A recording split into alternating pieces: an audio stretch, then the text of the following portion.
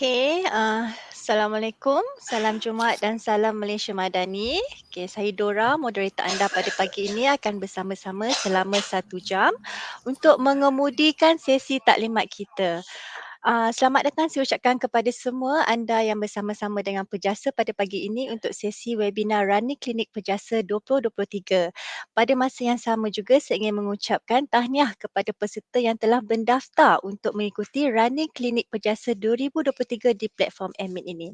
Untuk makluman semua, Running Klinik Pejasa 2023 ini adalah salah satu aktiviti yang dianjurkan oleh tim Persatuan Juru Analisa Sistem Sektor Awam atau lebih kenali dengan Pejasa untuk memberi pendedahan dalam aktiviti sukan yang boleh dikatakan popular pada masa ini iaitu sukan larian. Saya pasti ramai antara kita yang selalu mendaftar untuk mengikuti aktiviti larian yang dianjurkan di luar sana sebab sukan ini tidak memerlukan sebarang peralatan ataupun proper training dan juga adalah antara aktiviti yang boleh kita lakukan bersama-sama keluarga dan kawan-kawan. Pada masa yang sama juga, sesi webinar ini juga turut boleh ditonton atau di-stream secara langsung di dua platform rasmi Pejasa iaitu di Facebook fanpage Pejasa dan juga YouTube Pejasa. Jadi ahli Pejasa semua boleh war-warkan kepada rakan-rakan yang lain untuk bersama-sama mendengar sesi taklimat pada pagi ini bersama coach yang berpengalaman luas yang akan berkongsi dan memberi penerangan berkenaan dengan persediaan, pemakaian dan peralatan, konsep pemanasan badan, konsep latihan kekuatan dan juga konsep latihan permulaan. Untuk makluman semua juga, akan ada sesi praktikal yang mana ia akan diadakan pada esok 16 September 2023 hari Sabtu bermula jam 9 hingga 11 pagi di Institut Sukan Negara Bukit Jalil. Pendaftaran masih lagi dibuka dan mereka di luar sana yang ingin mengikuti running clinic ini bolehlah menghubungi pihak Pejasa ataupun boleh klik di link yang kita telah paparkan di Facebook Pejasa yang mana esok kita akan adakan di ISN Bukit Jalil yang mana lokasi ini saya rasa bukan kaling-kaling sebab lokasi ini adalah uh, lokasi di mana trek dan padang ini digunakan untuk melatih atlet-atlet di Malaysia. Baiklah, jom kita mengenali coach yang kita undang khas oleh tim Pejasa pada pagi ini. Dengan ini saya ingin memperkenalkan coach Muhammad Faiz Osman atau lebih kenali dengan Faiz Smart 4. Okey, apa khabar coach hari ini? Khabar baik. Assalamualaikum semua. Pada saya rasa nama ini tidak asing lagi dalam dunia kecergasan. Kita juga boleh katakan juga beliau adalah seorang pengaruh yang mempunyai ribuan pengikut di media sosial. Beliau kini adalah ketua program perjabatan di Institut Sukan Negara yang dapat memberi latihan dan juga seminar berkaitan dengan kesihatan di agensi kerajaan ataupun swasta. Terima kasih coach kerana sudi bersama dengan kita untuk 2 hari ini bagi berkongsi ilmu dan juga membimbing kami untuk mempelajari cara larian dan pemanasan badan yang betul ya. Memang betul kita semua memang boleh berlari. Cumanya kita perlu ada teknik yang betul untuk mengelakkan kita daripada mendapat kecederaan. Betul Alright. Okey, baiklah. Saya rasa tanpa membuang masa lagi, kita ada 1 jam. Kepada tonton anda semua, jika ada soalan boleh terus ajukan soalan di Q&A section di Meet ni ataupun di Pejasa Facebook dan juga YouTube boleh juga komen soalan yang yang ingin diajukan dan rakan saya Wana akan membantu untuk membaca soalan dan kita boleh dapatkanlah terus jawapan daripada Coach Faiz. Okey, dengan ini tanpa membuang masa lagi saya ingin menjemput Coach Faiz Smart 4 untuk memulakan sesi pengenalan kita pada pagi ini. Persilakan Coach. Okey, terima kasih kepada Puan Dora. Okey, Assalamualaikum dan selamat pagi semua sekali ya. Okey, alhamdulillah. Pertama sekali saya nak mengucapkan ribuan terima kasihlah kepada pihak Pejasa kerana sudi menjemput saya untuk dan juga memberi peluanglah kepada saya untuk berkongsi sedikit info tentang dunia larian yang saya rasa agak famous sekarang ni, antara sukan yang paling simple lah orang cakap kan. Okey, dan untuk hari ini kita akan tengok beberapa topik yang actually memang basic lah. Saya tak nak share topik-topik yang advance. Okay, so kalau boleh saya nak sharekan slide. Okay, sekejap Okay, kepada audiens yang yang tengok melalui Facebook, boleh ajukan soalan lah, dan soalan tu kalau boleh tanya je. Okay, tanya je pada bila-bila masa. Okay. Saya harap semua nampak slide ni. Okay. So, untuk sesi pada pagi ini, kita memang online lah, online session, dan kepada sesiapa yang berminat untuk menghadiri sesi praktikal di ISN esok, boleh hadirkan diri dan juga boleh daftar lah, boleh kontak Rustia untuk hadirkan diri pada sesi esok. So esok lebih best lah, sebab kalau biasa online ni kita susah nak berinteraksi kan. Okay, akan tetapi kalau macam ada soalan tu just tanya je lah saya, dan kalau ada apa-apa tak faham boleh stop saya semasa saya berkongsi. Okay, so ini dah topik yang saya akan share pada pagi ini, iaitu persediaan sebelum berlari lah. Okay, kebiasaan kalau kita berlari ni, orang cakap benda simple, lari je lah kan. So kalau boleh kita cuba elakkan berfikir macam yalah, segala aktiviti yang kita buat ni sebenarnya memerlukan persediaan, walaupun persediaan tu tak adalah berat sangat. Persediaan ringan pun still lagi perlu, okay, sebelum kita melakukan segala aktiviti. Tak semestinya berlari, okay. Akan tetapi macam untuk orang berlari ni memang perlu ada persediaan awal. Okay, untuk topik hari ni kita akan go through status kesihatan dan apa objektif berlari, okay. Kebaikan berlari ataupun apa biasa makanan yang dimakan oleh orang yang suka berlari ni, okay, apa yang biasa makan dan apa yang tak boleh makan sebelum kita melakukan larian, dan juga persediaan lain lah. Okay. So kita pergi ke topik yang pertama, iaitu status kesihatan. Kebiasaannya orang berlari ni sebenarnya perlu juga tahu akan status kesihatan terkini. Kalau boleh saya nak bagi tahulah, dan juga nak maklumkan sebelum kita mulakan any physical activity, perlulah kita consult dengan doktor lah. Okay, kita kena buat medical check up. Kalau boleh buatlah medical check up tu macam setahun sekali, okay, untuk tahu kita punya status kesihatan terkini. Kadang-kadang kita tak tahu kita ada penyakit sebenarnya, ataupun penyakit yang melibatkan jantung especially kan. So kalau boleh buatlah persediaan awal, iaitu melakukan medical check up sebelum kita involve in any activity ataupun commit dengan aktiviti seperti berlari ni. Okay.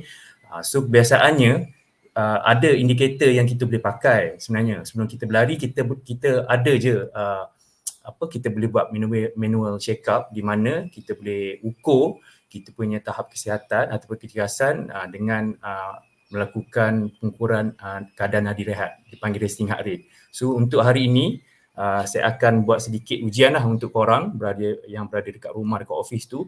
Korang boleh buat manual check up, di mana kita ukur kadar nadi rehat. Biasa kadar nadi rehat ni kita ukur selepas saja bangun tidur. Macam sekarang ni dah pukul 10, kita dah bergerak, kita dah makan. So untuk accuracy tu agak rendah lah berbanding kalau macam kita bangun tidur, kita terus measure, kita boleh dapatkan kadar nadi rehat kita dengan accurate. Okay. Tapi untuk pukul 10 ni tak apalah, kita just tengok je setakat mana kita punya kadar nadi rehat untuk sekarang. Okay, sekejap. Okay. So ini adalah table di mana resting heart rate untuk lelaki dan juga perempuan. Okay. So untuk lelaki tengok dia ada punya norms dia lah. Okay, dari segi umur. Okay, dan juga perempuan pun sama. So perempuan sedikit tinggi berbanding dengan lelaki. Okay, saya bagi masa 1 minit untuk you all kira kadar nadi rehat you all. Okay. So macam mana nak kira tu? Okey, dia ada 2 kaedah, iaitu dengan kita merasai ataupun cari nadi dekat kita punya pulse ni, dekat kita punya leher, ataupun tepi je kita punya hakung ni. Ada apple, tepi letak 2 jari ni dekat bahagian sini. Ataupun dengan kaedah lain, radial pulse ni dekat sini. Ni carotid. Okey, ni radial pulse dekat pergelangan tangan, Okey, kalau boleh letak dua jari macam ni dan cuba cari nadi. Cari dulu nadi dalam dan lepas tu dalam 60 saat kira dalam hati. Kira hati slowly dan selepas 1 minit 60 saat kita boleh rujuk table yang saya siapkan tu. Okey. So cari nadi dulu. Okey, cuba cari nadi. Okey. So saya bagi dalam masa 60 saat untuk kira nadi keadaan nadi rehat. Okey. So dah dapat nadi saya assume semua dah dapat. Okey, gunakan dua jari ni letak dekat bahagian bawah dagu ni, leher. Okey, dekat carotid nerve, carotid pulse. Okey, ready? 1, 2, okey 3.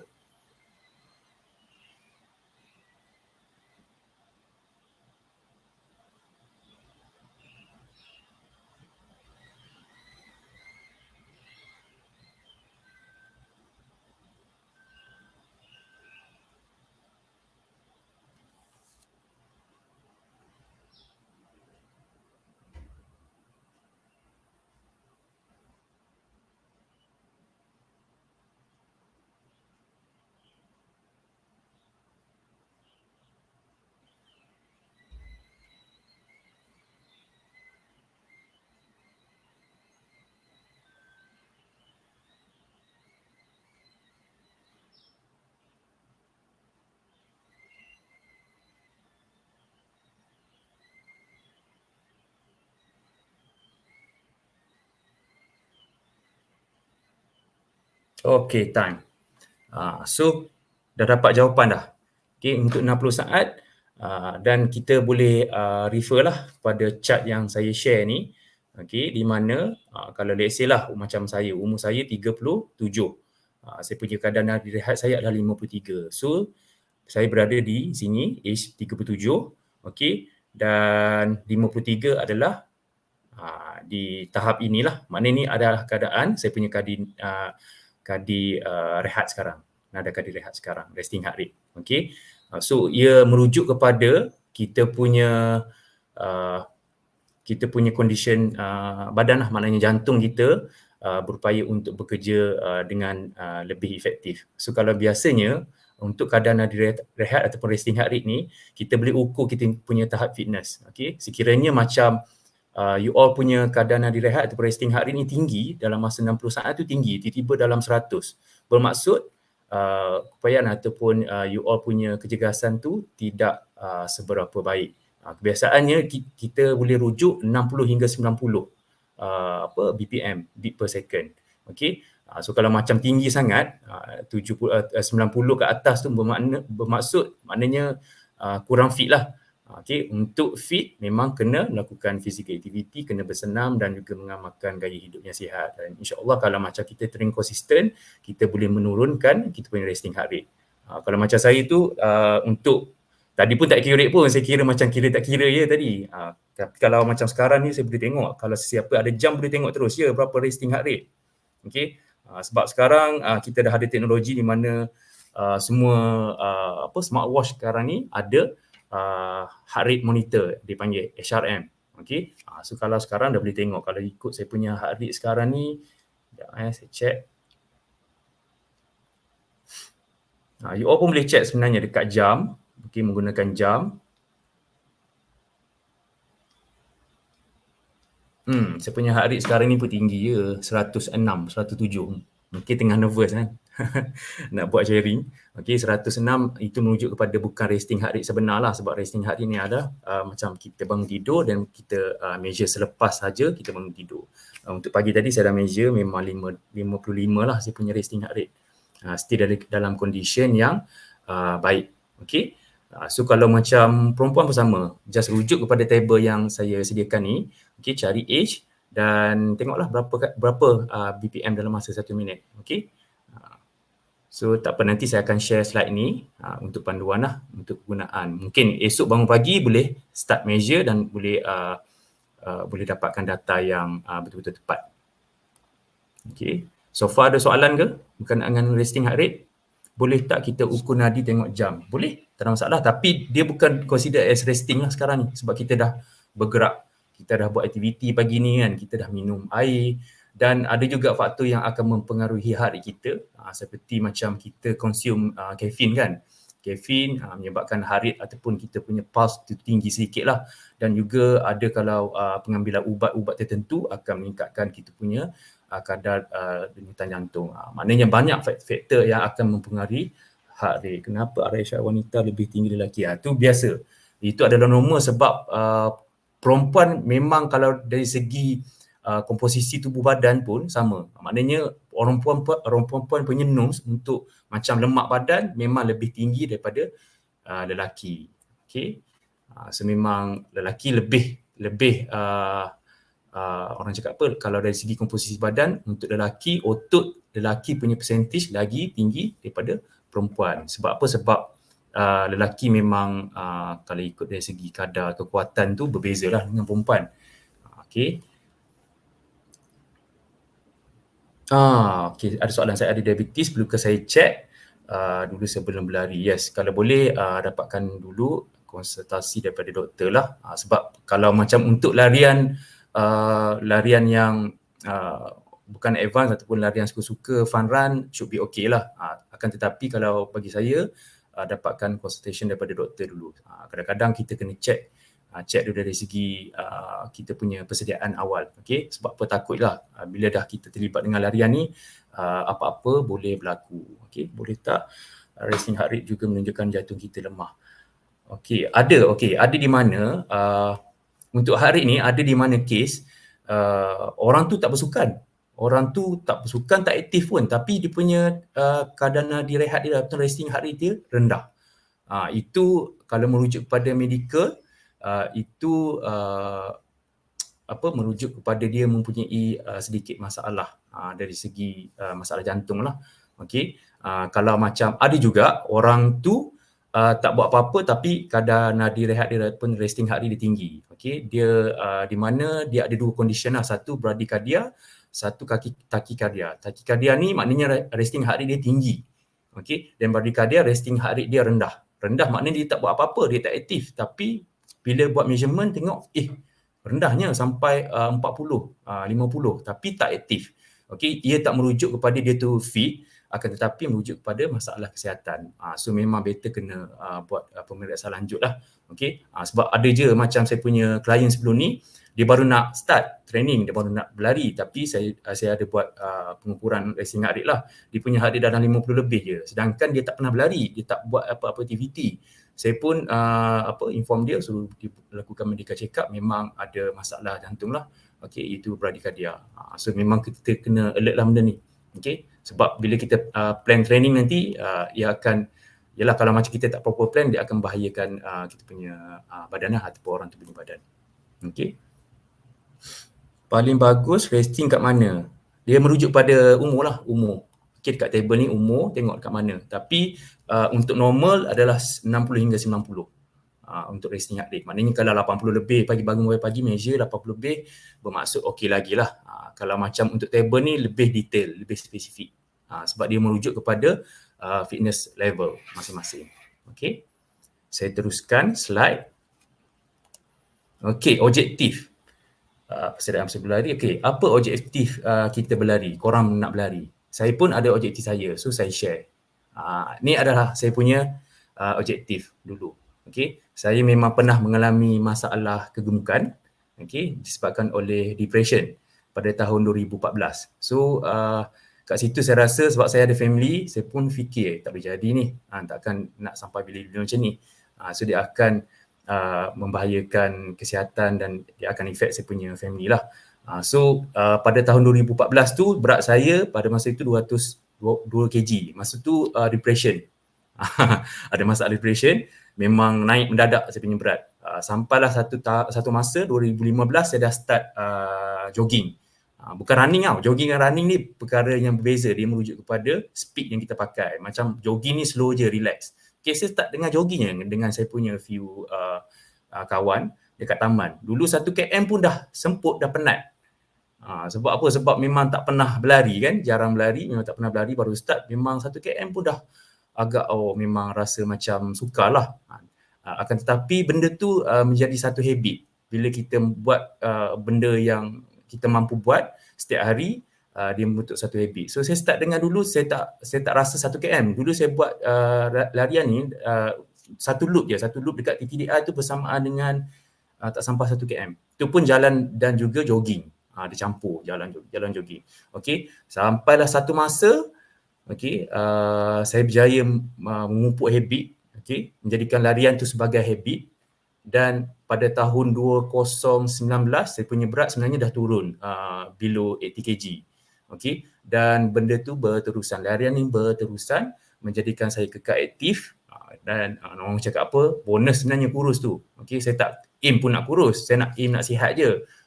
Saya rasa cegas, saya lebih proaktif, lebih produktif, dan alhamdulillah memang larian mampu membuktikan yang kita boleh change.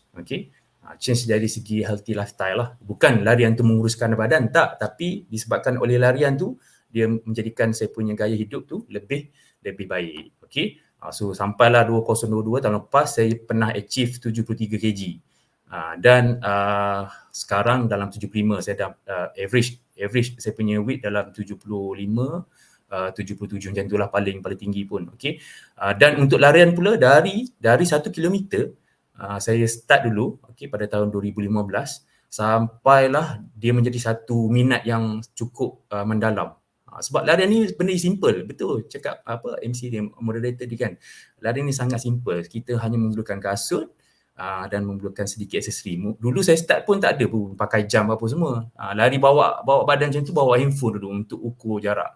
Akan tetapi bila dah ada minat, saya invest sikit lah, beli jam. Dari 1 kilometer saya berjaya menamatkan larian 100 kilometer ultramarathon pada tahun 2019. Dari 1 kilometer tu tak adalah terus mendadak naik 100 kilometer.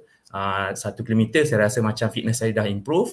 Saya pun carilah larian fun run yang berjarak 3 km. Saya join dulu 3 km, lepas tu rasa macam rasa nak rasa 5 km lah. Saya pun carilah event yang organize 5 km fun run, cari, dah masuk. Bila masuk tu dah finish, rasa macam benda tu tak berhenti kat situ. So dia dah memupuk minat, nak cuba pula 10 km. Akan tetapi transition tu tak adalah berlaku dalam masa singkat. So saya aim lah sebab saya tak nak berlaku kecederaan. 2015 tu dari 3 km naik 5 km, beberapa bulan tu saya train untuk 10 km pula.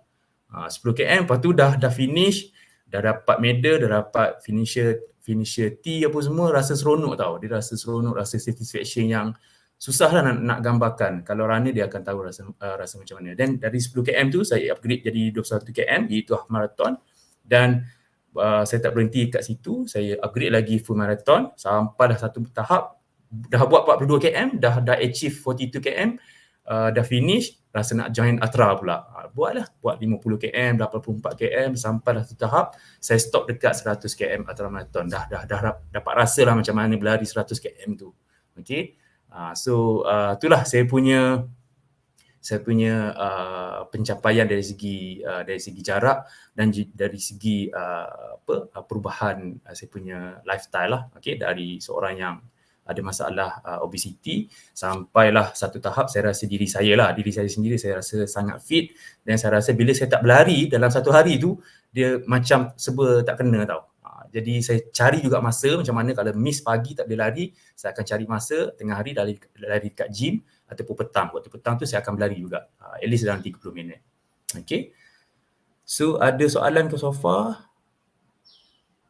Tak ada, saya teruskan.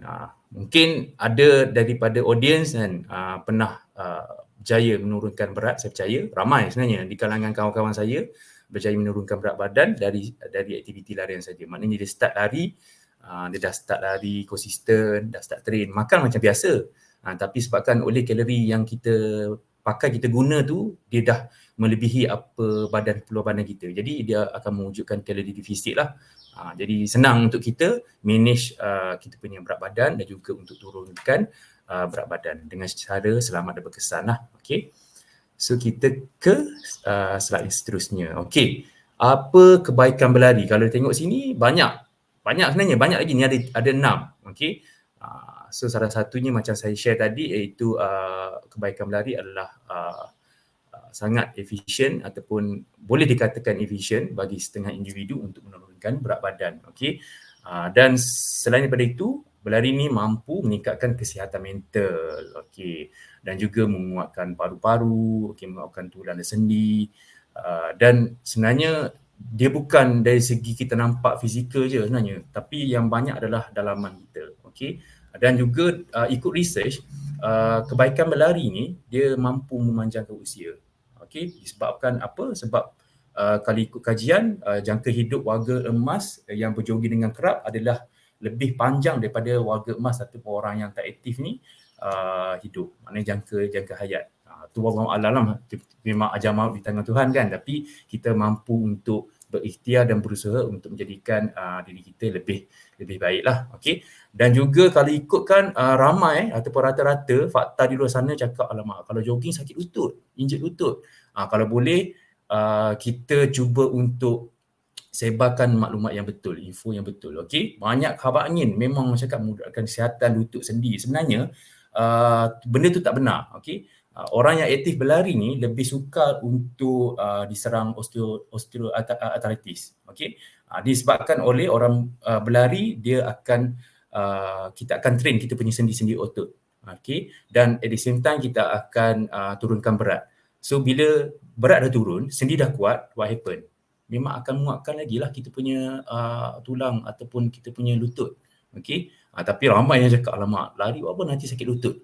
Tu mungkin sebab dia dah sakit lutut, dan bila dia start berlari, dia akan trigger lah, dia akan sakit lah lutut. Tapi kalau orang yang sakit lutut ingin berlari, kena start dengan jalan kaki dulu. Jalan kaki dan cuba untuk slow jog dulu. Ataupun sebelum tu boleh buat strength training lah ataupun bodyweight training untuk kuatkan dulu lutut dan manage untuk turunkan sedikit berat badan, lepas tu baru dah start jogging. Okay. So kalau ikutkan banyak lagi, dia bukan setakat yang enam benefit yang kita nampak dekat skrin ni. Okay. Kalau ikutkan apa yang macam saya, apa yang saya lalui, saya rasa kalau saya berlari, saya mampu untuk mengatasi masalah stres. Okay, sebab kita boleh release stres dengan berlari. Sebab bila kita berlari, kita tengok scenery, kita tengok pemandangan, kadang-kadang kita mampu untuk berfikir sambil lari tu, berselawat ke, dan at the same time berfikir. Kan, berfikir untuk menjana idea. Okay, kadang-kadang macam saya nak buat talk kan, ada satu masa saya stuck tau, sebab kan tak berlari pagi tu. Okay, macam pagi tadi berlari, alhamdulillah sedikit berlari. So ia memberikan saya sedikit idea lah untuk berkongsi pada hari ini. Okay.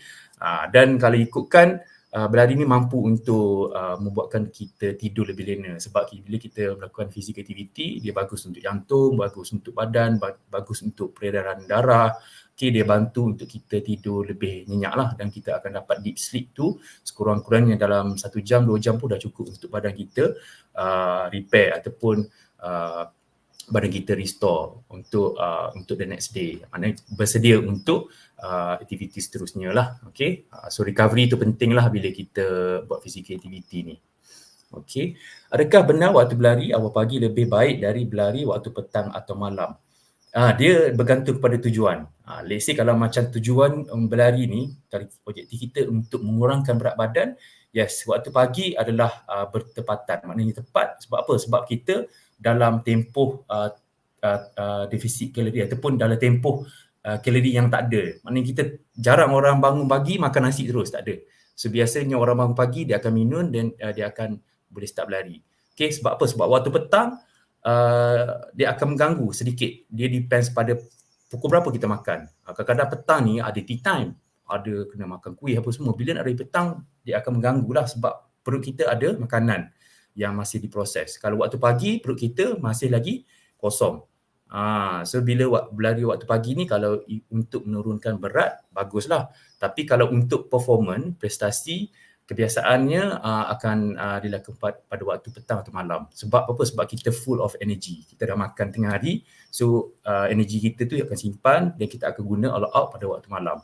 So untuk pagi performance kurang. Kecuali orang tu memang dalam plan, macam atlet dah plan, bila bangun pagi dia akan makan dulu sedikit untuk perform pada training waktu pagi. Okay, tu bergantung pada tujuan lah. Biasa kalau macam saya suka lari pagi sebab kalau petang dia akan jadi faktor satu malas, Satu bila ada meeting ke apa semua, jadi macam tu auto jadi cancel tau. So risiko untuk kita cancel tu tinggi ataupun hujan. Sekarang kalau macam waktu pagi tu tak hujan terus lari. Kalau petang tengok kita nak buat lari petang tapi tiba-tiba hujan. Itu akan mengganggu kita punya latihan lah. Okey. Tetapan setiap larian yang terbaik berdasarkan masa atau jarak. Okey, untuk permulaan, untuk entry level atau beginner yang nak cuba berlari, nak jadikan larian sebagai satu aktiviti yang boleh katakan nak konsisten lah, kita perlu pakai durasi ataupun masa dahulu. Okey, let's say lah kalau untuk ketetapan nak berlari untuk kesihatan kan. Okey, kita cuba dulu buat dalam masa 20 minit. Okey, cuba berlari tanpa henti tapi slow je. Buat slow jog dalam masa 20 minit. Tengok mampu ke tak. Kalau jika tak mampu, just terus stop je. Stop dan teruskan berjalan kaki. Maknanya, let's say lah 10 minit kita cuba untuk jogging, lepas tu tiba-tiba dah mengah, dah penat. Okay? Dan kat situ kita dah mampu tengoklah, kita dah tahu kita punya keupayaan sekarang adalah 10 minit saja. So, the rest 10 minit lagi, kita teruskan dengan jalan kaki. Ataupun boleh je kalau macam untuk permulaan, kepada sesiapa yang baru nak mulakan larian, gunakan metod dia panggil Galloway method, iaitu berjalan dan berlari ataupun berjalan ataupun jogging. Dia macam tu. Maknanya 5 minit kita berjalan kaki, 2 minit kita berlari, dan 5 minit berjalan kaki, 2 minit berlari. Kita buat macam tu sampai dalam 5 hingga 6 set. Okey. So dalam masa tempoh 30 minit. Maksimum 30 minit lah untuk permulaan. 30 minit. Dan bila kita dah tingkatkan kecergasan, okay, bila kita dah fit sikit, so kita boleh naikkan jadi 40 minit, 50 minit dan seterusnya sejam ke atas. Tapi biasanya ia mengambil masa dalam 4 minggu lah untuk tengok progress tu, ataupun untuk top up. Let's say kalau minggu pertama tu kita just buat 30 minit 3 sesi je dalam seminggu. 30 minit 3 sesi alternate. Maknanya Isnin, Rabu, Jumaat. Okay, Selasa dan Khamis rehat lah. Selepas tu 1 minggu next, kalau rasa macam aku cuba nak naikkan lah. Naikkan sikit, jangan naikkan terus 1 jam. Daripada 30 minit, okay, naikkan 40 minit. Akan tetapi sesi hari Rabu tu kekalkan 30 minit dan sesi hari Jumaat naikkan 40 minit. Ataupun boleh kekal 30. Naikkan secara gradual. Jangan terus drastik 60, 40, 60, tak boleh. Itu menyebabkan badan kita tak cukup rehat, tak cukup untuk adapt dan dia akan berlaku kecederaan lah. Okay. So lakukan 30 minit dan naikkan secara gradual. Okay, ada soalan lagi ke? Nanti kongsikan. Okay, pastikan lutut kita. BMI. Okay, adakah pengguna diet? Okay, yang ni tak apa. Yang ni saya akan cover the next question. The next slide, sorry. Alright, makanan sebelum berlari. Ramai orang tanya saya, macam coach, macam mana nak makan sebelum berlari? Itulah saya cakap macam tadi, ia bergantung kepada keperluan. Untuk apa berlari tu waktu pagi, dan untuk apa? Untuk training ke, untuk prestasi ke, untuk nak kurus ke? Kalau macam kurus, saya hanya showkan bangun pagi tu minum air kosong je. Air kosong dan boleh mulakan larian. Sebab apa? Sebab kita tak nak ada kalori masuk. Supaya badan kita akan gunakan lemak-lemak yang ada ataupun kalori yang kita makan semalam. Okey, ataupun boleh consume kopi, tapi kopi kosong lah. Sebab kopi memang bagus untuk boost up kita punya metabolism dan juga untuk kita fokus dan juga untuk pembakaran lemak tu dia baguslah kalau pakai minum kopi kosong je. Okey, akan tetapi kalau macam orang tu nak perform memang kena makanlah sikit. Maknanya kena bangun lebih awal. Dan makanan yang biasa runners ambil bangun pagi adalah pisang, buah beri, apa lagi, yogurt, dan juga macam nak senang adalah kita consume energy drink ataupun sport drink macam Gatorade. Macam kalau 100 plus tu jangan minum lagi sebab 100 plus is isotonic. Okay, macam Gatorade ni adalah sport drink yang mengandungi electrolyte, potasium. Okay, kalau macam 100 plus tu dia gula, dia lain, dia semasa dan selepas. Okay, untuk sport drink awal-awal kita boleh ambil lah macam minuman sport drink yang betul-betul provide electrolyte dan juga mineral lain untuk kita pakai semasa berlari ataupun bersukan. Okay. So kalau untuk kurus, boleh nak kurus atau nak turunkan berat, tak perlu ambil apa-apa energi lah. Just pakai apa energi yang kita ada, maknanya badan kita dah store dalam 1,700 kalori. Maknanya badan kita, kita punya otot, kita punya liver, dah ada dah energi dalam badan tu, kita pakai yang tu untuk kita menurunkan berat badan. So kalau macam untuk performance memang kena makan lah pisang, sedikit karbohidrat dan juga sedikit lemak, termasuk dan juga protein lah. Okey. So bergantung pada keperluan. Okey, kalau macam untuk race memang kena makan makanan yang sedikit berat tapi kena bangun awal lah. Biasa kalau macam orang tu nak masuk 10 larian half marathon 21 km pukul 6 pagi. So pukul 3 pagi tu dah kena bangun untuk makan roti, untuk makan pisang dan juga peanut butter. Itu biasanya runner-runner yang buat, runner consume makanan macam tu lah. Tapi akan tetapi dia bergantung pada perut juga. Kadang ada yang perut tak tahan. Macam makan macam tu dah start lapar. Jadi kena try and error. Setiap orang berlainan dia punya trik. Okay. Macam saya biasa bangun pagi saya minum kopi je, kopi kosong je dan saya teruskan dengan larian. Lepas tu baru terus ambil protein. Okay, sebab kita nak berlakunya masa loss lah. Okay. So next. Alright, persediaan lain. Bila nak berlari ni macam-macam macam cakap, kena ada tu lah, kena ada ni lah kan. Tu yang menjadikan larian tu tak murah dah. Bukan aktiviti murah dah. Dia jadi aktiviti yang memerlukan kos. Sebenarnya larian ni dia tak perlu susah pun, tak perlu sukar pun untuk kita kita sediakan running gear ni. Yang penting adalah pemakaian. Pemakaian yang first kita tengok adalah baju. Baju kebanyakannya biasa saya tengok orang yang baru start lari kat taman-taman kan. Kebiasaannya banyak ramai lagi masih pakai baju cotton. Baju yang berkain material cotton. Cotton ni dia akan menyerap haba. Bila menyerap haba menyebabkan badan kita jadi panas. So kalau macam kita berlari cuaca dah panas, okay, lepas tu baju pula cotton menyerap haba, dia tak release haba. So dia akan menyebabkan heat stroke. Bahayalah. Bahaya untuk kesihatan. So berlari ni bagus untuk kesihatan tapi sebenarnya benda tu dah jadi opposite way sebab oleh pemakaian atau persediaan kita tak buat dengan cara proper. Okay. So kalau boleh untuk larian ataupun any activity pilih baju ataupun pakaian yang memang dry fit, jenis kain ringan, yang jenis memantulkan haba, mengeluarkan haba macam tu. Dan juga warna baju pun akan menjadi faktor di mana kalau macam kita pakai baju hitam, dia memerangkap haba. So kalau macam pakai baju warna terang, dia akan pantulkan haba ataupun riliskan haba dengan baik. So kalau macam waktu pagi, ramai lagi saya tengok masih lagi pakai baju hitam, lepas tu berlari waktu awal pagi pukul 6. Bahaya. Sebab apa? Sebab kenderaan tak dapat tengok. Okey, kecuali benda tu ada reflector lah. Dia akan reflect balik. Tapi itulah kebiasaannya runner dia akan pakai blinker lah kat belakang. Kadang-kadang kita pun tak tahu blinker aktif bateri kan. Jadi membahayakan kita punya keselamatan lah. Okey. So kalau boleh pakai baju berwarna ataupun colour cerah. Okay. Dan untuk seluar pula banyak sebenarnya, banyak pilihan seluar. Ada yang suka pakai tights, ada yang suka pakai short, ada yang suka pakai three quarter dan sebagainya. So untuk seluar pun sama juga, dia bergantung kepada individu lah, nak pakai macam mana, terpulang. Tapi kalau baju tu kalau boleh pilih material yang sesuai lah, yang jenis senang kering apa semua. Okay. Dan untuk orang cakap apa, wajib ada baju, seluar, okey, dan juga kasut. Dan kasut pun penting kena berstokin. Sebab apa? Sebab biasa orang yang baru nak start ni kadang-kadang dia pakai sarung je kasut tanpa stokin. Tak boleh. Sebab bila larian ni dia akan akan berlakunya friction, geseran kan. So akan menyebabkan kaki kita dapat blister lah. So kalau boleh stokin. Stokin pun kalau ikutkan dulu saya tak tahu stokin ni ada yang anti blister. Dia buat dari kain satin yang kain licin tu. Dia panggil lycra. Jenis material macam tu. Tapi mahal sikit lah. Kalau untuk permulaan boleh pakai stokin biasa je cotton. Tapi jangan yang tebal lah kalau boleh. Sebab tebal tu memang kalau kaki kita berpeluh, bila kita berlari dan cuaca panas, tapak kaki panas, so akan menyebabkan blister berlaku.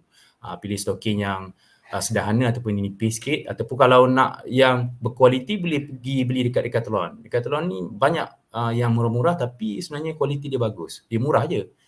Dan kualiti yang bagus yang you all boleh dapat dekat Decathlon. Okay. Tapi kalau nak performance sok, ada lah banyak lah macam Inji, jenama macam tu. Apa lagi? Stegen, yang tu mahal lah. Satu pair dalam RM75. Stokin saja. Okay, so untuk kasut nanti, sebab kasut saya akan sentuh topik nanti sebab antara banyak-banyak peralatan ataupun running gear, kasut adalah memainkan peranan yang penting Sebab apa? Sebab bila kita pakai kasut yang salah, bukan setakat injured. Jadi kita punya objektif untuk larian tu, kononnya aku nak stay lah lari untuk setahun, dia akan terbantu. Sebab apa? Sebab kasut tak sesuai. Dia jadikan kita jadi malas, kita jadi macam sangkut bila nak berlari tu, jadi sakit kaki ataupun rasa macam tak selesa lah. Okay, so kasut ni dia punya umpama sama macam baju, macam ukur baju di badan sendiri kan. So kalau macam kasut tu kita pilih salah, ketat, salah saiz ke apa semua, menyebabkan macam kita pakai baju lah, pakai baju yang ketat, saiz yang salah, kita tak selesa. Okay, dia akan mewujudkan faktor akan menggagalkan lah kita punya plan tu. Okay, so jam. Okay, sekarang kalau ikut sekarang teknologi dah makin berkembang dan sebenarnya banyak dekat luar sana dah jual smartwatch yang ada basic HRM, heart rate monitor, okay, dapat ukur nadi terus, dan juga GPS yang ada provide GPS, iaitu kita dapat mengukur jarak laluan. Maknanya masa berlari tu tak perlu bawa phone. Dulu masa saya start 2015 saya pakai phone je. Saya pakai phone, saya bawa macam ni. Lepas tu apa terjadi? Jatuh, rosak. Dan saya tukar phone. Lepas tu kononnya tak beli lagi jam masa tu, tak berapa popular sangat lah. Sebab kita punya running punya trend 2015 tu masih agak macam ketinggalan sikit. So orang cakap time by time tu memang baru jam banyak keluar, model-model baru. So guna phone letak dekat pouch. Sama juga rosak sebab apa? Peluh. Kan peluh masuk dekat celah-celah lubang ni menyebabkan handphone rosak lah. Lepas tu saya invest jam pada 2017. Okay. So sekarang semua saya rasa dah boleh invest jam kot. Paling murah pun dalam 100 lebih, 200 boleh dapatkan jam yang ada GPS. Okay. So ia memudahkan kita untuk berlari lah. Dia akan menyebabkan kita konsisten dalam larian. Sebab kadang-kadang pakai phone ni ialah agak leceh nak bawa kan. Kadang-kadang ada yang tertinggal, ada yang rosak dan sebagainya. Okay. So boleh invest jam, macam jam banyak ada brand-brand yang dah popular sekarang macam Garmin kan, macam apa lagi, Coros, apa lagi, banyaklah Polar. So boleh pilih mana-mana brand yang anda suka mengikut bajet lah. Kalau ada bajet lebih, ambil yang terus elok punya. Okay. Kalau macam bajet just takat nak kickstart, okay, boleh je invest jam yang murah sikit, tak ada masalah. Okay. So macam topi itu adalah keperluan tambahan lah. Kalau macam cuaca panas memang better pakai topi.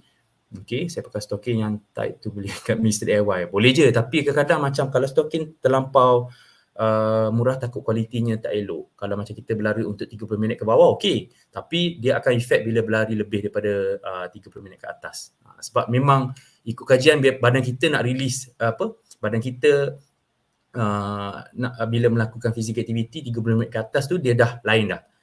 Dia dah sampai tahap yang di mana dia memerlukan macam running gear ni akan mempengaruhi kita punya performance. Okay, sebab tu kalau tengok orang yang pakai kasut yang mahal-mahal, dia mampu untuk berlari lebih lama sebab dia punya teknologi tu membantu dia untuk kekal berlari lebih lama dan lebih efisien. Okay. So tak salah pun beli yang murah, tapi kalau boleh dapatkan yang betul-betul bersesuaian lah untuk kita berlari dengan lebih selamat. Okay. So, next slide adalah pemilihan kasut. Okay. So untuk audience di luar sana ataupun yang mengikuti, boleh buat wet test untuk memilih kasut yang sesuai. Okay. First kali, senang je wet test ni, kita guna cara manual. Kalau kat kedai pun ada sebenarnya. Kalau dekat running lab, kita tak perlu pun nak buat wet test ni. Sebab dia ada mesin dia di mana mesin tu kita just letak kaki kita atas satu mesin, dia panggil 3D topo tu, dia akan bentukkan kita punya tapak kaki macam mana. So untuk pemilihan kasut ni first kita kena tahu kita punya tapak kaki ni bentuk dia macam mana. Sebab semua kasut yang keluar kat pasaran tu dia ada pilihan, kita ada pilihan di mana kita perlu pilih berdasarkan tapak kaki. Okay, so untuk dapatkan tapak kaki macam mana secara manualnya kita boleh buat ujian wet test lah. Okay. Tuangkan air ke dalam bekas, lepas tu bekas tu memang betul-betul besar lah yang boleh muat kita punya kaki. Lepas tu bekas tu jangan yang melengkung. Kalau boleh ambil flat, kita boleh isi air, lepas tu kita rendamkan kaki kita pada bekas. Okay. Lepas tu kita sediakan satu kertas, biasa orang pakai manila card lagi senang, ataupun kertas minyak, sebab dia terus melekat, dia terus dapat bentuk. Tapi kalau kertas A4 biasa pun boleh, tak ada masalah. Okey, lepas rendam kaki terus pijak atas kertas tu. So dia akan membentuk kita punya tapak kaki dia macam mana. Okey. Saya ada plantar fasciitis. Okey, tak apa, nanti saya jawab selepas ini untuk plantar fasciitis. Lihat hasilnya, kalau ikut, tengoklah tapak kaki tu macam mana. Ada yang high arch, ada yang flat, ada yang medium arch. Okay. So bila kita dah buat wet test ni, kita tahulah macam mana kita punya tapak kaki punya bentuk tu. Okay. Tentukan jenis tapak kaki. So biasa kalau macam orang yang normal, okay, jenis medium arch lah. Medium arch ni normal. Okay, jenis tapak kaki yang biasa dan juga kebanyakan orang memang biasa dalam majoriti orang yang normal ni lebih ramai daripada orang yang flat ataupun high arch. Okay. Secara umumnya jenis tapak kaki yang normal ni boleh menampung berat badan serta menjadi shock absorber semula jadi. So kalau orang yang kaki normal ni, tapak kaki normal ni boleh pakai semua jenis kasut. Itu yang bestnya orang kaki normal. Okay. Untuk yang kedua adalah jenis flat. Flat ni maknanya tapak penuh. Yang normal tu dia sikit je kan. Ni tapak penuh. Jenis tapak kaki flat ni menggunakan kasut yang fungsi seperti kena ada extra stability. Maknanya kat kedai kasut dia dah tulis dekat bawah tu. Stability, cushion, apa lagi? High arch dia tulis. Setengah lah. Ada yang brand yang tak tulis, ada yang tulis, dan kita boleh tanya juga salesman. Tapi biasa salesman dia tak berapa tahu sangat. Kalau yang betul-betul kita boleh merujuk pada tris. Memang pakai kasut, pakai kaki ni. Okay. So boleh tahulah macam mana jenis kita punya arch ni, dan kita boleh pilih kasut yang disediakan. Okay. So biasa yang flat ni memang kita perlu extra stability untuk support kita punya berat badan. Okay. Biasanya kasut untuk flat ni dia lebih tebal dan lebih lebar lah. Okay. Dan untuk jenis kaki high arch ni pula, okay, high arch ni yang jenis dia melengkung. Kita punya tapak kaki macam ni, melengkung. Maknanya dia ada space, dia ada gap. Okay. Tapak kaki high arch ni dia punya dia tak ada hubungan antara tumit dan juga bahagian bawah tapak kaki. Maknanya kaki kita tak dapat serap tekanan atau hentakan. Maknanya yang ni kasut untuk orang yang berkaki high arch ni, kita perlu pilih yang bercushion. Yang cushion tinggi, yang cushion banyak. Okay, untuk kita provide stable and juga support lah. Okay. So kalau dari segi kasut kita tengok okay. Yang ni contoh saya ambil kat internet, sebenarnya banyak lagi. Kalau kat kedai dia memang dah ada. Okay. Untuk normal arch, ni dia punya type of kasut yang ni dah lama ni sebenarnya.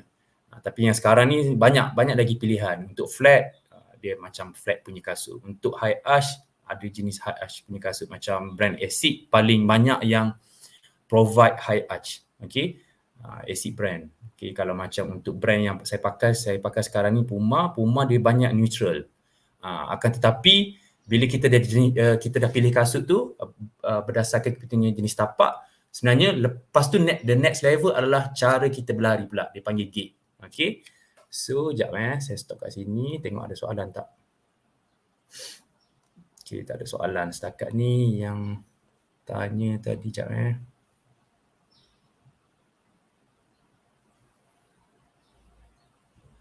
Okey, tak apa. Tak ada soalan. Untuk plantar fasciitis tu kan, dia bukannya sebenarnya memang satu kasut. Mungkin orang yang terkena plantar tu disebabkan oleh pemilihan kasut yang tak betul. Kaki dia high arch, tapi dia beli kasut flat. So, dia akan jadi macam ni bila berlari. Tengok. Macam ni, plantar kat sini. Ni plantar tapak kaki kan, yang melengkung tu. So, dia tak mampu untuk menyokong hentakan bila kita berlari. Sebab kasut kita pilih tu sepatutnya high arch macam ni. Dia tapak tampung. Tapi salah pilih kasut flat macam ni. So ni kaki, ni kasut. Okay. Dia akan menyebabkan extra absorption. Maknanya badan kita tu, kaki kita perlu menampung absorption yang tinggi. Jadi sepatutnya yang ni tampung kasut, yang tampung cushion. Tapi sebabkan oleh salah pilih, dia menyebabkan terjadinya plantar fasciitis.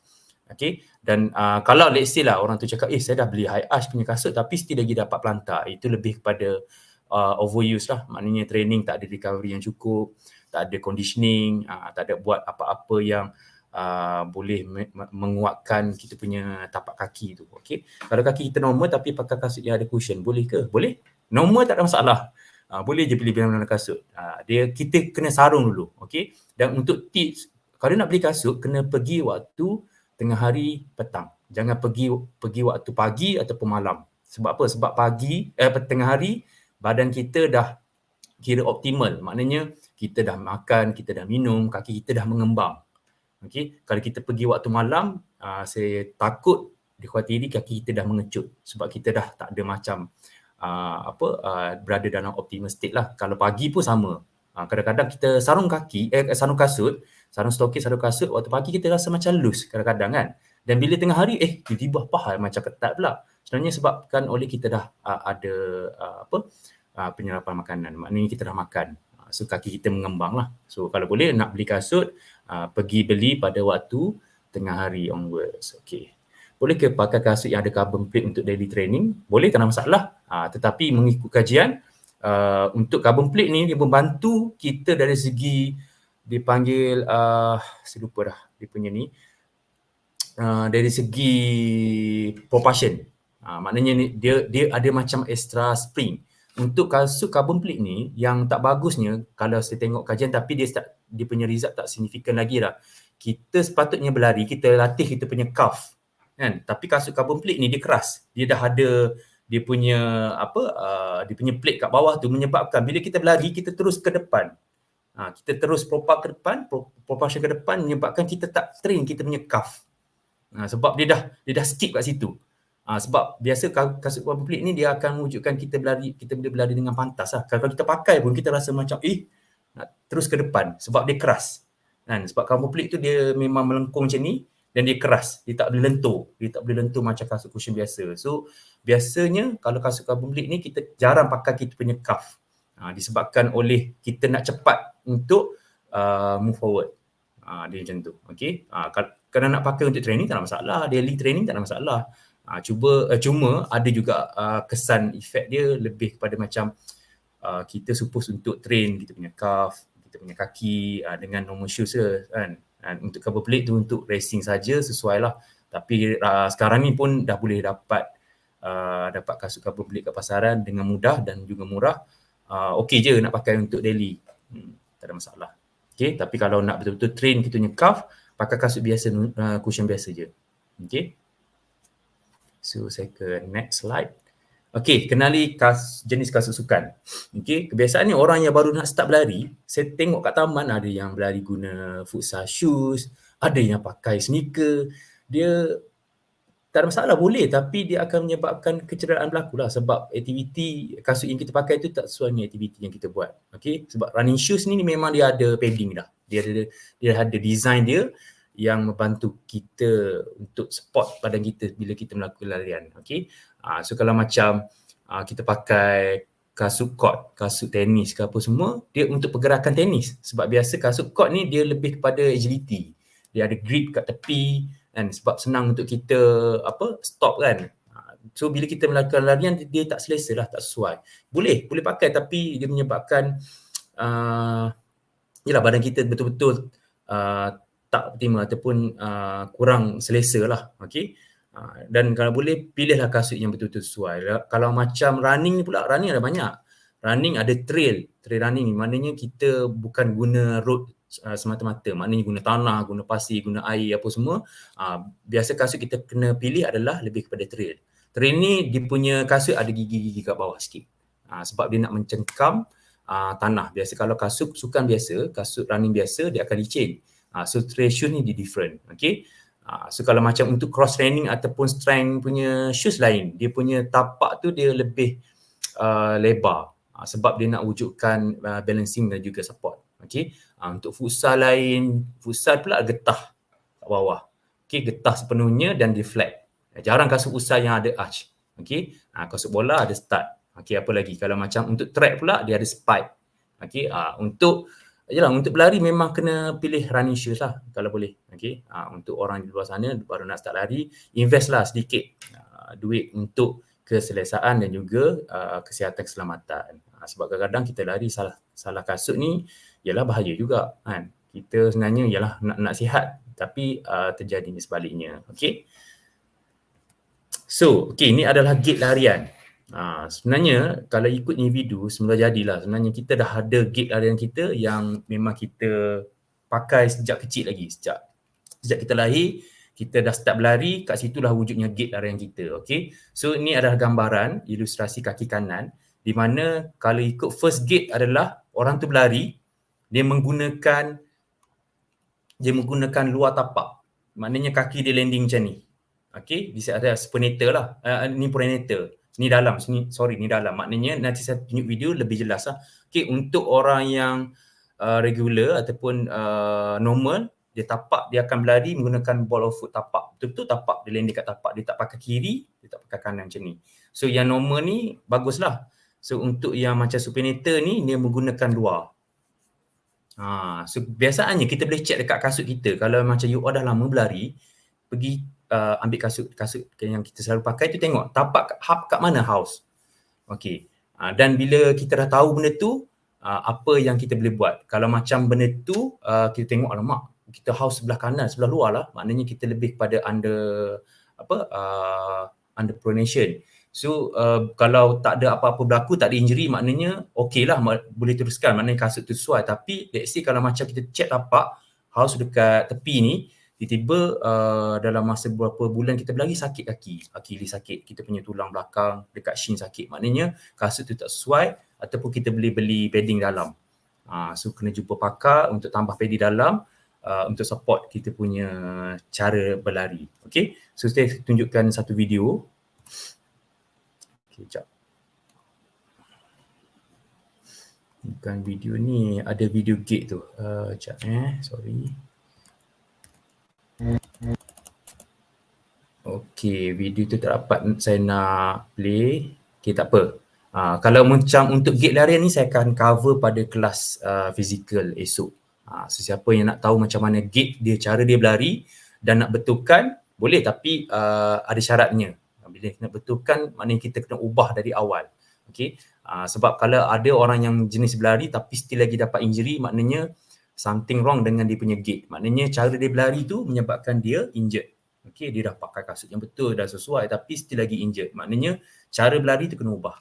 Okay. So yang untuk ini saya akan cover esok pada kelas fizikal. Dia lebih senang untuk saya tengok dan saya assess. Okay. So, okay, ini adalah konsep pemanasan badan.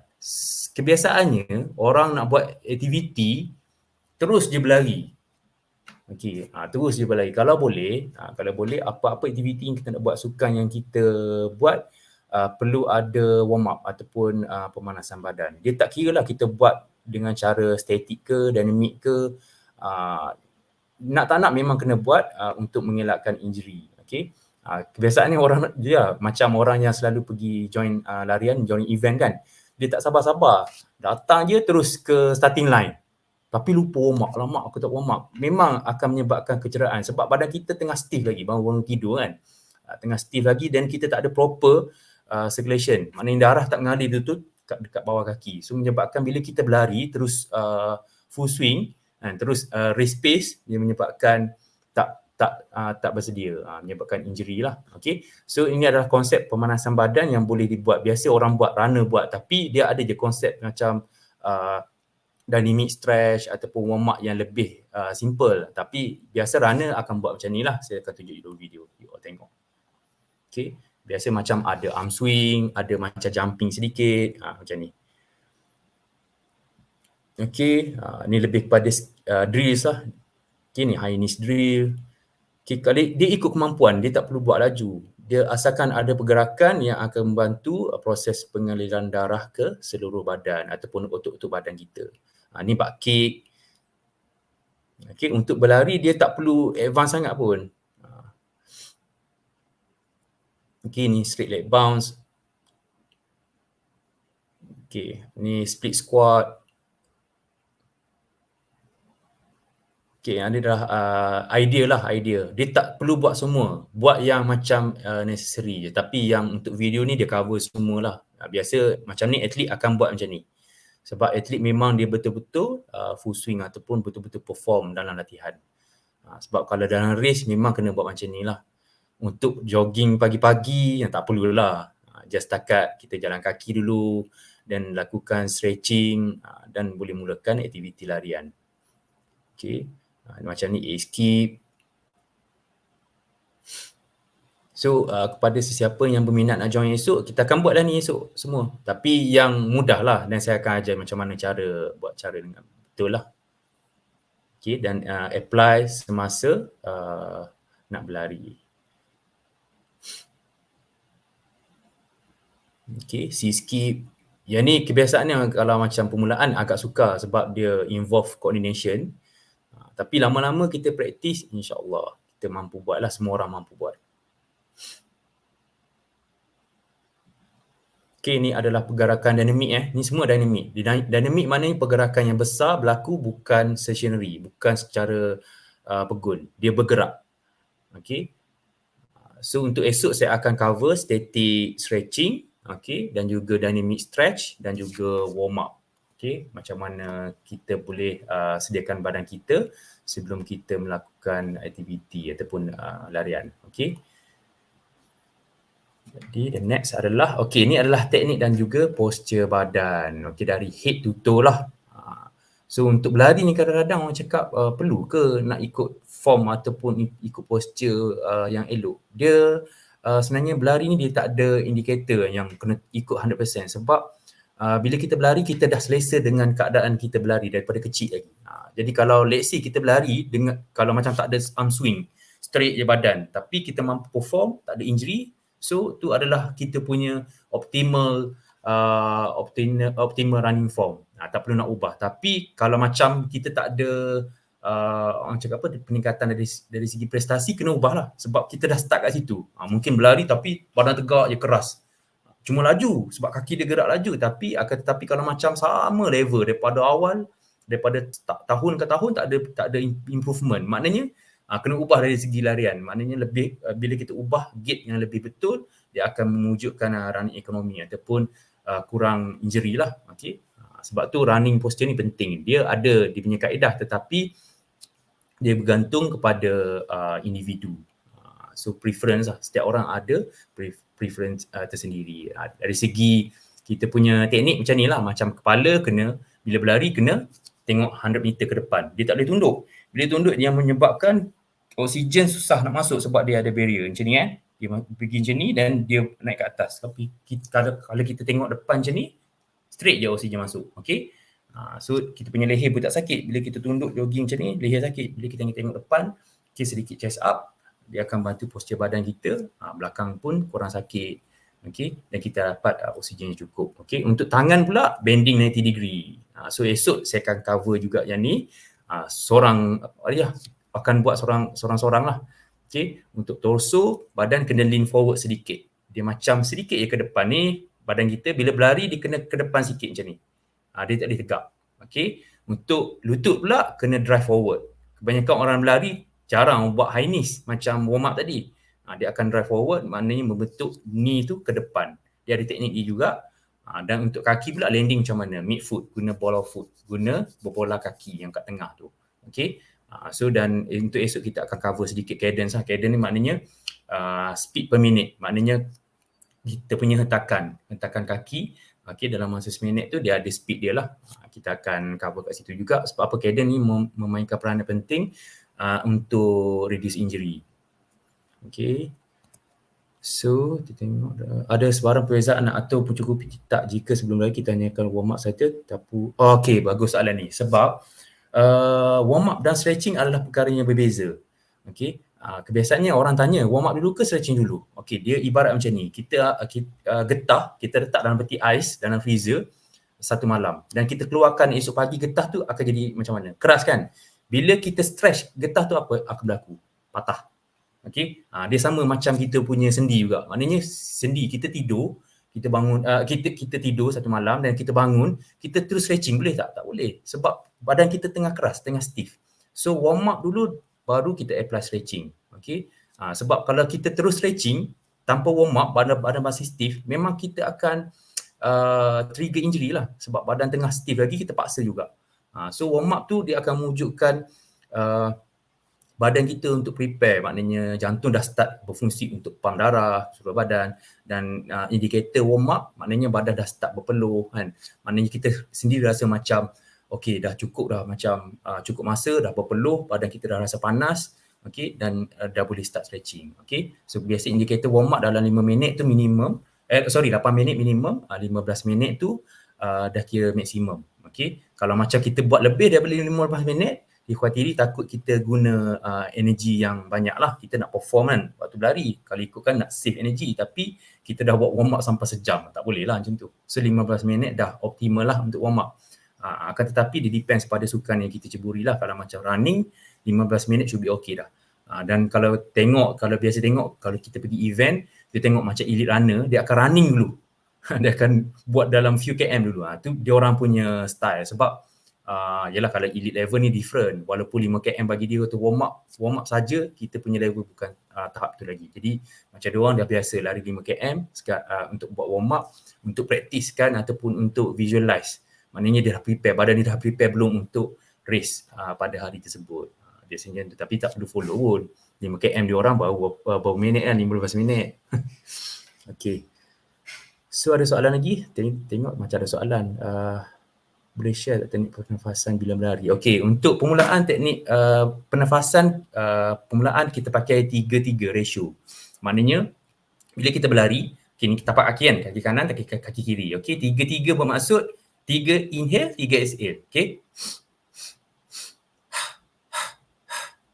Okey, tarik satu tapak kaki, tarik, hembus. Macam tu. Okey, macam ni lah contoh dia. Okey, buat macam tu untuk permulaan. Tapi ni kalau macam kita slow pace lah, slow jog. Tapi bila kita berlari laju, the breathing technique akan jadi different. Dan bila breathing, jangan guna dada. Maknanya biasaannya orang breathing kan, dada ketat, dia chest up macam ni dan dia tak menggunakan perut. Maknanya sebenarnya breathing yang bagus adalah menggunakan belly, perut. Maknanya kita breathing through the belly. Kita punya perut, bukan dada. Dada kita akan rasa ketat. So tak perlu nak segan lah nak tunjuk ada perut sedikit, sebab kebiasaan orang akan cover kan perut kan, nak tunjuk macam nampak tegap, nampak cantik, tapi yalah efek dia akan jadi macam mengah lah. Kita akan mengah bila kita bernafas menggunakan dada macam ni. Okay, guna perut dan teknik dia 3-3, ratio 3-3. 3 inhale dan 3 exhale. Untuk macam pace yang agak laju, biasa orang pakai 3-2 ataupun 2-2. Okay. Kalau untuk esok saya akan cover juga breathing teknik, boleh datang. Lagi senang, kita terus praktik je. Saya tak sempat baca soalan tadi, sekejap. Adakah warm up kita perlu buat mobility warm up dan diikuti dengan dynamic? Biasa mobility kita apply di luar daripada aktiviti macam let's say kalau macam ada running pada hari itu, biasanya kita akan buat selepas larian. Mobility ni selepas larian ataupun bukan dalam tempoh yang kita nak buat larian tu. Let's say kita nak buat long run pada hari Ahad, buat mobility. Kalau boleh elakkan dulu sebab mobility menggunakan sedikit dipanggil range of motion, kita punya flexibility level akan improve. Jadi tak sesuai. Bila kita nak berlari jauh tapi tiba-tiba kita dah buat mobility, kita dah pakai energi yang banyak. Dia menyebabkan macam kita lari tu rasa macam lenguh-lenguh sikit. Okay, dah ada DOMS. So mobility ni adalah additional ataupun dia panggil essential supplement untuk runners. Dia macam strength training lah. Maknanya training kena buat latihan kekuatan untuk menggalakkan otot tu kuat, joint tu kuat. Mobility ni salah satu daripadanya. Dia panggil supplement. Okay. So kalau boleh warm up tu just buat dynamic warm up saja, stretching dan terus berlari. Dan cooling down. Yang penting ada cooling down juga. Okay. So biasa mobility ni kita masukkan dalam cooling down. Okay, mitos ke fakta jogging menyebabkan sakit lutut? Awal tadi saya dah cover. Sebenarnya tak ada. Itu adalah mitos mata-mata. Sebab apa? Sebab biasa orang cakap jogging sakit lutut. Buat apa jogging? Sebabkan sekarang dah ada sakit lutut dan dia baru nak bermula jogging. Dia bukannya jogging tu tiba-tiba sakit lutut, tak ada. Jarang berlaku. Sebab jogging ni akan menyebabkan kita punya tulang lagi kuat, kita punya otot lagi kuat, okey, dan dia akan mengurus kita akan menurunkan sedikit berat badan dengan cara selamat. Jadi lama-lama bila otot, joint, lutut apa semua dah kuat, lagilah bagus sebenarnya kan. So biasanya sakit lutut ni sebab orang tu start jogging bila dia dah sakit lutut. Misalnya tu. Okey. Akan tetapi biasalah kalau biasa aging maknanya kita tak sarankan orang tu terus running, kita sarankan dia just buat brisk walk dulu kan. Lepas tu lari 1 minit, jalan 1 minit dan repeat, buat macam tu dulu supaya dapat mengurangkan impact kepada lutut semasa berjogging ataupun larian. Okey. So ada kaedah dia. Dia lutut ni biasa dia orang tu push. Orang tu push tak pernah running 30 minit, tiba-tiba terus buat 30 minit dan 40 minit. Jadi macam dia tu overuse lah. Overuse menyebabkan lutut tu sakit. Maknanya tak ada persediaan, tak ada knowledge yang betul-betul apply sebelum kita commit dengan larian. Okey. Untuk meningkatkan prestasi larian, kelajuan, sebarang aktiviti. Okey, yang ni nice soalan sebab apa? Dia akan cover kat sini. Okey, untuk prestasi ataupun any result yang kita nak, dia akan berpunca daripada prinsip. Maknanya prinsip larian dan juga latihan ni penting untuk mewujudkan result yang bagus. So prinsipnya adalah FITT. FITT ni merujuk kepada frekuensi, kekerapan dalam latihan. Intensity adalah apa kaedah yang kita pakai untuk untuk menggunakan intensity dalam latihan sebagai contoh macam pace ke, heart rate ke, kita pakai intensity yang tinggi ke, rendah ke, bebanan yang tinggi ke, bebanan yang ringan ke. Okey. Dan T adalah time, durasi dalam latihan, dan last sekali adalah type of training. So kebiasaannya untuk prestasi kita bergantung pada prinsip ni. Maknanya kalau nak improve, nak improve laju, nak lari 10k bawah sejam, maknanya kena training lah. Kena ada training structure yang betul, yang dirangka dengan betul. Yang ada dalam training structure kita tu kena ada frekuensi, berapa kekerapan yang kita perlu training dalam masa seminggu, berapa intensity yang kita kena pakai, dan berapa jumlah masa dalam satu minggu tu kita perlu train, dan juga berapa jenis latihan yang kita perlu masukkan dalam seminggu tu. Dia bergantung. Maknanya prestasi kita bergantung pada principle of FITT ni. So kebiasaannya orang punya training, orang dah lama berlari, dia akan ada easy run. Dalam training itu ada easy run. Easy run kalau 5 kali training, ada 3 easy run. Okey, satu akan ada speed work, satu akan ada long run. Dia contoh dia macam tu. So untuk improvement memang kena ada benda ni lah.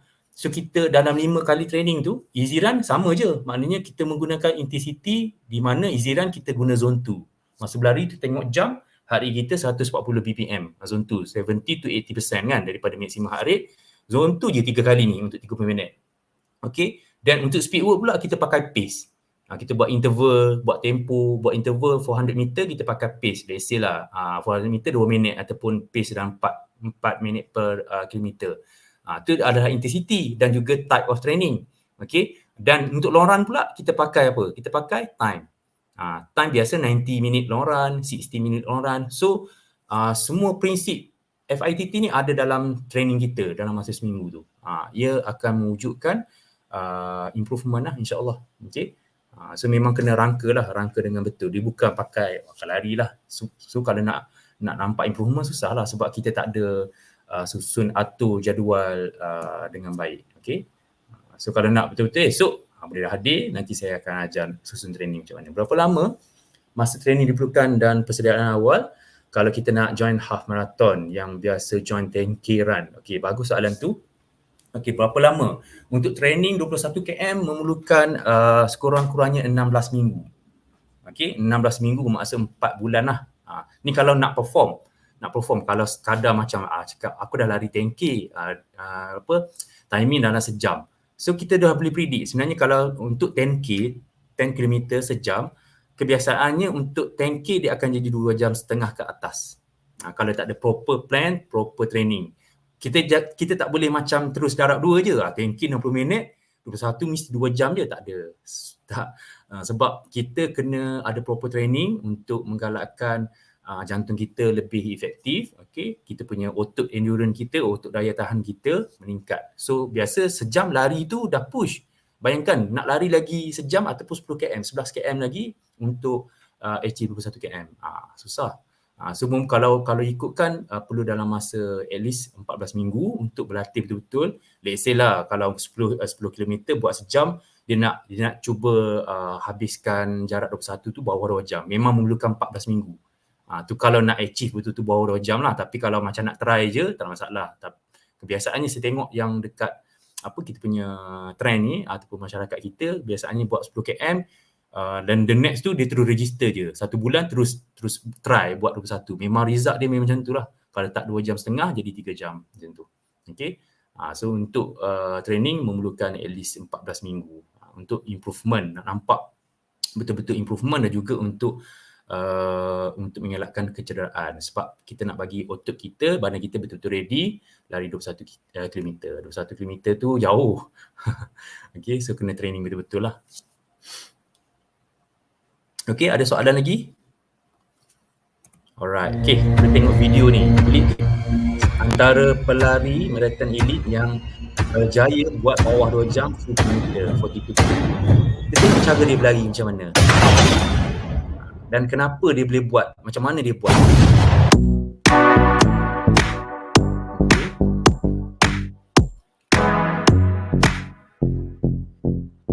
Ini rekod 2 jam.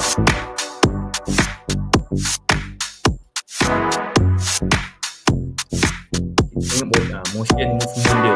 Dia punya movement dia lari full marathon ni 2 jam sama je daripada awal sampai akhir.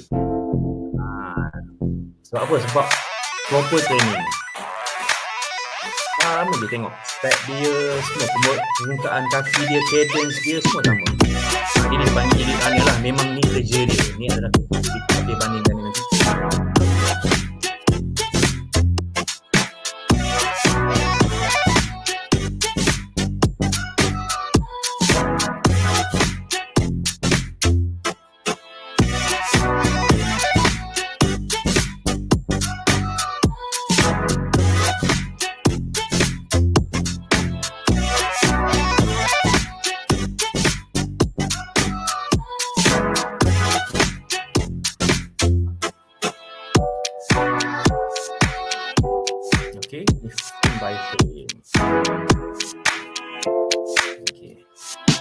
So itulah kita punya elite runner yang memang korang rasa ramai yang kenal kot kan, Elite Kipchoge. Tapi sekarang dah ada kompetitor baru. So harap dia masih bertahan sebab dia dah berumur. Okay. Untuk Malaysia pula saya tengok alhamdulillah so far sekarang banyak pelari-pelari baru yang muda-muda yang mungkin akan menjadi pelapis lah. Mungkin daripada korang juga nanti one day kan. Sebab apa? Sebab kita dah nampak trend dekat Malaysia ni. Saya nak catat pada tahun 2015 10,000 kan, sekarang dah memang sangat-sangat besar lah kan. Nak nampak runner berkumpul satu tempat tu 10,000, 20,000 tu bukan senang. Tapi sekarang ni kalau event yang besar-besar boleh kumpul dalam 50-70k dah runner dalam satu masa. Okay. So ada soalan ke? Kalau jogging 7 km 1-2 kali seminggu boleh ke join marathon? 7 km kalau 1 hingga 2 kali seminggu. Dia boleh tapi suffer. Boleh. Tapi akan suffer sebab untuk full marathon 42 km perlukan minimum mileage 40 km seminggu. 4, 8, 12, 16. 160 km sebulan. So kalau macam 7 km je, 7, 14. 14 darab 4 berapa? Dia akan jadi suffer. Maknanya kita boleh habiskan. Sama ada kita habiskan dengan kecederaan ataupun kita tak mampu nak habiskan pun. Sebab yelah, dia depends lah. Kalau macam lari suka-suka je, boleh habiskan dalam masa 7 jam. Tapi apa gunanya lari marathon 7 jam? Sepatutnya kita kena train badan kita supaya kita boleh betul-betul bersedia dan yelah, bila bersedia kita dah train betul-betul, insyaAllah boleh buat bawah 5 jam, bawah 4 jam kan. Okay, marathon tu full 42 km. Apa indikator long run? Adakah minimum 90 minit ataupun 15k? Okay, biasa long run ni kita akan pakai, dia bergantung. Long run ni kita pakai masa dan juga kita boleh pakai distance. Kalau distance dia merujuk kepada apa event yang kita masuk. Let's say untuk half marathon, okay, half marathon kita ambil distance. Distance maksimum untuk train half marathon long run adalah 15 hingga 17 km. Kita tak boleh train 21 km. Sebab bukan tak boleh, kita boleh train tapi apa gunanya? Better kita buat teruskan 21 km. So biasanya untuk long run dalam training half marathon 17 km adalah maksimum. Macam tu. Okay. Untuk full marathon pula 35 km. Macam tu. Untuk jarak lah. Tapi biasa orang pakai masa supaya senang untuk kita tengok training effect. Okay. Untuk base run, target type apa yang sesuai pilih? Pace atau heart rate? Untuk base run, heart rate. Dan tapi bila kita dah melangkaui dipanggil first phase, fasa yang pertama, kita boleh pakai pace. Tapi untuk awal-awal kita pakai heart rate sebab kita nak bagi badan kita, kaki kita ni ikut jantung kita, bukan jantung kita ikut kaki kita, macam tu. Sebab kita tak nak menggalakkan kecederaan. Sebab kita pakai pace ni kita akan dia akan menggalakkan sedikit kecederaan. Sebab kadang-kadang kita nak kejar pace tu, kita lupa yang kita tak ada recovery yang cukup. Tapi bila kita pakai heart rate, kadang-kadang kita tak cukup tidur, heart rate akan tinggi. So kita kena follow kita punya heart rate tu. Maknanya kita punya kondisi jantung. Okay? So biasa base orang pakai heart rate ataupun MAF lah. Okay? Ataupun zone 2. Okay, ada soalan lain? Tu lah masa mencuri ni lagi 9 minit. Kita ada soalan last yang ni. Okay. Boleh kongsi tips jika berlari kawasan bukit elevation tinggi. Elevation tinggi biasanya susah nak control heart rate kalau pakai heart rate. Akan tetapi saya belajar dengan coach lah. Macam coach Din, dia cakap biasa kalau kita lari kawasan berbukit, kita kena tengok atas, jangan tengok bawah, tengok atas juga. Dan untuk tips dia, untuk bagi rasa selesa senang adalah arm swing. Bila kita berlari, kita kena buat arm swing, kita punya tangan ni lagi laju daripada kaki. So dia akan mewujudkan kita punya faktor untuk bergerak tanpa henti lah. Sebab bila arm swing ni, kita tak ada arm swing, kita akan jadi berat. So bila bukit je, arm swing kena laju. So dia akan selari dengan kaki kita, insyaAllah. Dan boleh praktik lah. So kalau dari segi macam mana tak nak bagi penat tu sebenarnya training je. Untuk kita biasakan lari di kawasan bukit, kena banyakkan training kawasan bukit lah ataupun hill repeats lah. And at the same time kena buat strength training. Itu penting. Okay. Ada soalan lain lagi? Kalau tak ada, kita jumpa esok-esok, nak tanya-tanyalah banyak-banyak pun. Okay, saya rasa tu soalan yang terakhir lah untuk kita pada pagi ni. So, terima kasih Coach Faiz. So, actually kita masih lagi buka pendaftaran untuk anda di luar sana yang ingin join kelas praktikal bersama Coach Faiz. So, boleh klik saja pada link yang kita share dalam Facebook Berjasa. Sebab info terkini kita akan kongsikan dalam WhatsApp group. So, mana yang dah register, kita akan masuk dalam WhatsApp group dan kita akan share lokasi di mana kita akan berkumpul pada besok pagi. So terima kasih Coach, saya rasa banyak yang saya belajar pagi ni dari segi pemilihan pakaian and then dari segi teknik, pemilihan kasut. Saya rasa kasut tu memainkan peranan penting, betul tak? Ya, betul. Okay, alright. So dengan ini saya rasa saya akhiri taklimat kita pada pagi ini bersama dengan Coach Faiz. Saya ucapkan terima kasih atas masa yang diberikan pada pagi ini dan kita akan jumpa besok pada pukul 9 pagi. Lokasi, exact location kita akan sharekan dalam WhatsApp group nanti, okay? Alright, so itu saja daripada kami Berjasa dan kita akan jumpa besok pagi. Alright, terima kasih. Terima kasih semua. Jumpa esok. Assalamualaikum. Salam.